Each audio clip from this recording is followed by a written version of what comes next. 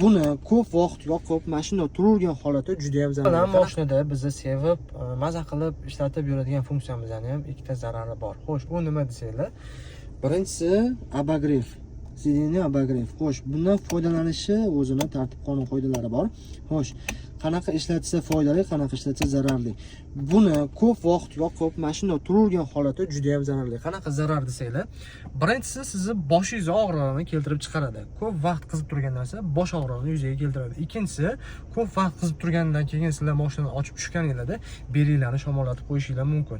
Buni oldini olish uchun to'g'ri foydalanish, yoqasizlar 15-20 daqiqa qizigandan keyin o'chirib qo'yish tavsiya qilinadi. Agar yana sovib qolgandan keyin yana 15-20 daqiqaga qo'yib, isitib foydalansanglar bo'ladi. Bu videoni shu narsadan aziyat chekkan yoki-da abagrefda juda ham ko'p yuradigan tanishlarga yoki yaqinlaringizga jo'natib qo'ysanglar ancha foydali bo'ladi.